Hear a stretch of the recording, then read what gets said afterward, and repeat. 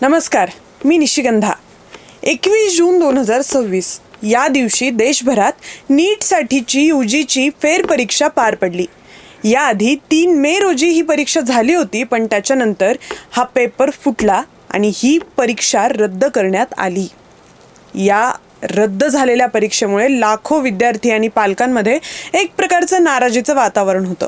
अनेक राजकीय पक्षांनी या प्रकरणी केंद्र सरकारला धारेवर धरलं, प्रश्न विचारले। यासोबतच केंद्रीय शिक्षण मंत्री असलेले धर्मेंद्र प्रधान यांच्या राजीनाम्याचीही मागणी करण्यात आली आणि ती रास्तच आहे, त्यात काहीही गैर नाही आहे। खरं तर नीट ही देशातल्या सगळ्यात महत्त्वाच्या परीक्षांपैकी एक परीक्षा आहे। खूप अवघड असते ती।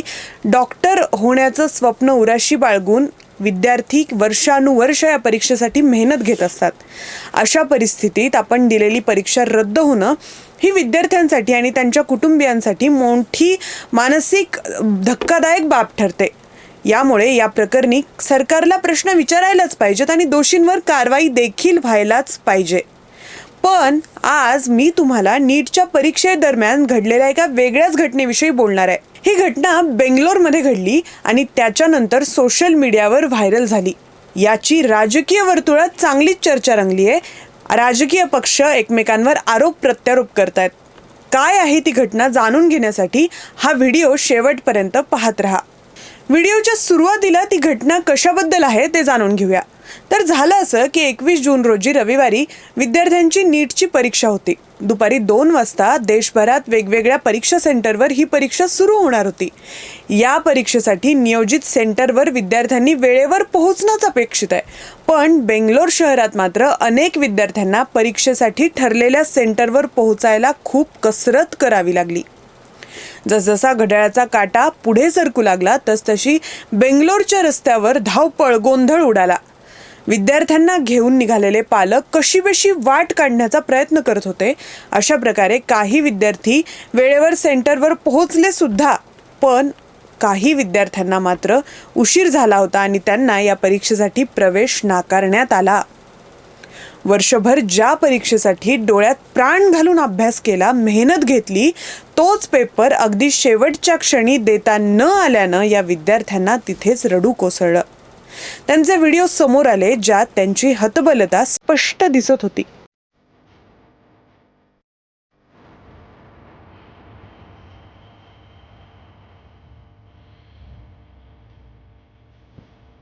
आता तुम्ही म्हणाल त्यात काय विशेष आहे? या मुलांना घरून निघायलाच उशीर झाला असेल, त्यामुळे ते सेंटरवर उशिरा पोहोचले, वेळेवर पोहोचू शकले नाहीत। पण असं नाहीये। ज्या बेंगलोरच्या रस्त्यावर ज्या ट्रॅफिकमुळे हे विद्यार्थी वेळेवर पोहोचू शकले नाहीत, जिकडे ते अडकले होते, ती ट्रॅफिक झाली होती काँग्रेसच्या एका रॅलीमुळे। बेंगलोरच्या रामानारायण चेल्लाराम या कॉलेजमध्ये विद्यार्थी नीटची परीक्षा देण्यासाठी 21 जून रोजी येणार होते, पण या कॉलेजपासून जवळच 3 किलोमीटर अंतरावर असलेल्या पॅलेस ग्राउंडवर मात्र त्याच दिवशी काँग्रेसची सभा आयोजित करण्यात आली होती। या सभेत कर्नाटकचे मुख्यमंत्री असलेले DK शिवकुमार, त्यांचे अनेक मंत्री आमदार देखील सहभागी होणार होते। यासोबतच काँग्रेसचे अध्यक्ष मल्लिकार्जुन खरगे सुद्धा या सभेत येणार होते। त्यांच्यासोबतच काँग्रेसचे हजारो कार्यकर्ते देखील आलेच। एवढे सगळे लोक बेंगलोर सारख्या एका शहरात एकत्र येणार म्हटल्यावर आसपासची ट्रॅफिक, रस्ते कसे जाम झाले असतील याची तुम्ही कल्पना करू शकता। मुळात नीटची परीक्षा असताना सुद्धा काँग्रेसनं ही सभा का ठरवली हा प्रश्न आहेच। शिवाय एखाद्या लहान शहरातही कोणी राजकीय नेता, मंत्री येणार असेल तर वाहतूक तासनतास खोळंबते, लोकांना किती त्रास होतो। मग बेंगलोर सारख्या मोठ्या शहरात जिथे आधीच वाहतुकीची इतकी मोठी समस्या आहे, तिथं मध्यवर्ती ठिकाणी जर राज्याचे मुख्यमंत्री, मंत्री, आमदार येणार असतील तर गर्दी होईल आणि त्याचा फटका नीटसाठी येणाऱ्या विद्यार्थ्यांना बसेल। ही कल्पना काँग्रेसला नव्हती का? ये तो नीट का एग्जाम आ गया, 1 महीना पहले अनाउंस हो गया था। हर पूरा इंडिया को, ऑल इंडिया सबको मालूम है कि आज 21 को नीट एग्जाम है करके, मगर आज ये कांग्रेस की रैली रख गया है। तो कांग्रेस की रैली किधर? इधर ही है, पैलेस ग्राउंड पे।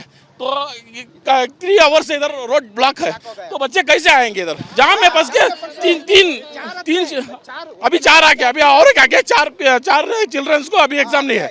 कैसा करना है बोलिए। ज्या विद्यार्थ्यांची ही परीक्षा हुकली, ज्यांचं नुकसान झालंय, त्याची जबाबदारी आता राहुल गांधी घेणार आहेत का? या विद्यार्थ्यांचं भविष्य पणाला लागलंय, त्यांच्या पालकांचं स्वप्न धुळीत मिळालंय, त्यांचं अख्खं वर्ष वाया गेलंय. आता एकतर या विद्यार्थ्यांना नीटची परीक्षा देण्यासाठी वर्षभर वाट पाहावी लागेल, नाही तर करिअरची एखादी वेगळी वाट निवडावी लागेल, डॉक्टर होण्याचं स्वप्न सोडावं लागेल कायमचं.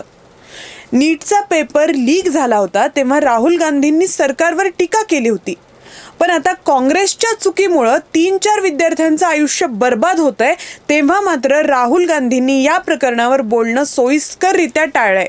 उलट या प्रकरणी काँग्रेसनं जबाबदारी घेणं तर सोडाच, पण विद्यार्थ्यांची चूक आहे, ते वेळेवर निघाले असते तर वेळेत परीक्षेला पोहोचले असते असं म्हटलंय.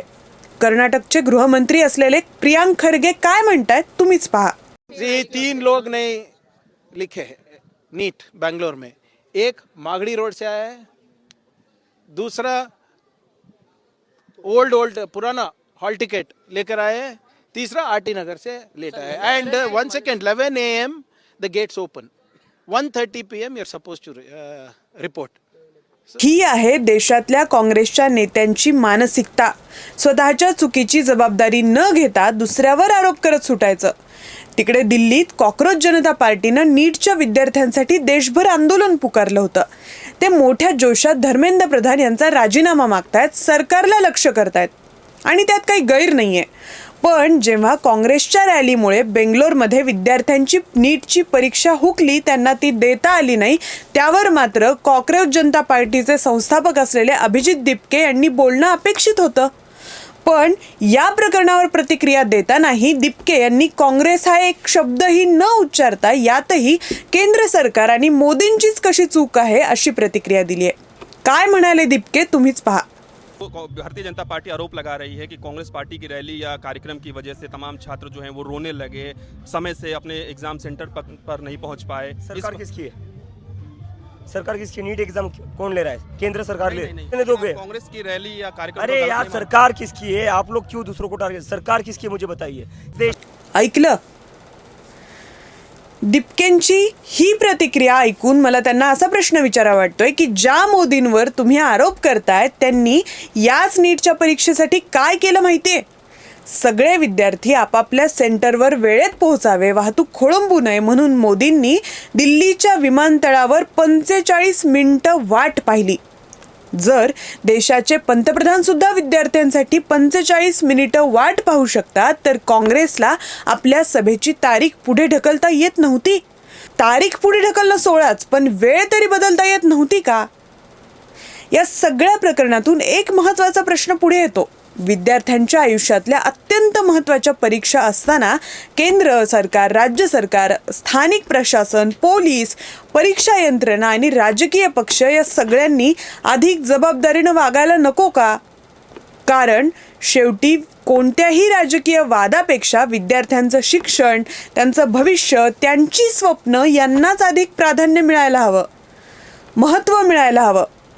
पेपर फुटी असो, व्यवस्थापनातल्या त्रुटी असोत किंवा वाहतुकीसारख्या स्थानिक समस्या असोत, या सगळ्याचा फटका मात्र विद्यार्थ्यांना बसतो. आणि म्हणूनच या सगळ्या घटनांमधून धडा घेत भविष्यात अशा घटना टाळण्यासाठी, अशी परिस्थिती टाळण्यासाठी आत्तापासूनच ठोस उपाययोजना देखील व्हायला हव्यात.